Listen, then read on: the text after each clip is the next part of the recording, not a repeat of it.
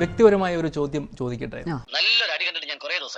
ശോഭനയുടെ അച്ഛനും അമ്മയും വളരെ നല്ല വിവാഹ ജീവിതം നയിച്ച ആളുകളല്ലേ? എന്തുകൊണ്ടാണ് അത്തരം ഒരു ജീവിതം വേണമെന്ന് നേരത്തെ പറഞ്ഞില്ലേ? ഞാൻ പേഴ്സണൽ ക്വസ്റ്റ്യൻസ് ആൻസർ ചെയ്യൂല. ഞാൻ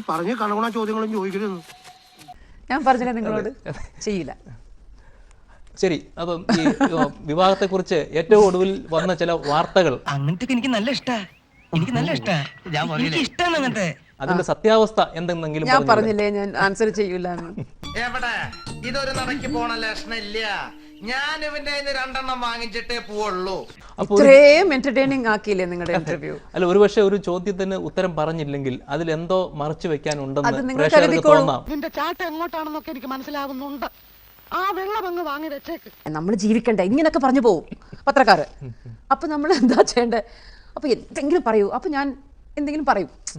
സോ അപ്പോൾ ഈ ചോദ്യങ്ങളൊക്കെ എനിക്കും ഒരു എന്റർടൈൻമെന്റ് വേണ്ടേ? അപ്പൊ ഞാൻ എല്ലാ പേപ്പേഴ്സിനും കുറച്ച് വേറെ പറഞ്ഞു കളയും.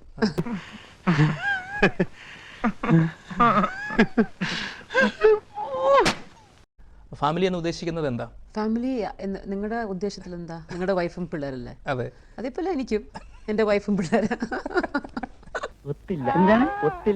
ശോഭനയ്ക്ക് അഭിനയം ഒരു പെർഫോമൻസ് ആണ്, അതുപോലെ തന്നെ ഡാൻസും ഒരു പെർഫോമൻസ് ആണ്. ബാക്കി ജീവിതവും ഒരു പെർഫോമൻസ് ആണോ? ആളുകളോടുള്ള സംസാരവും പ്രവൃത്തിയും എല്ലാം?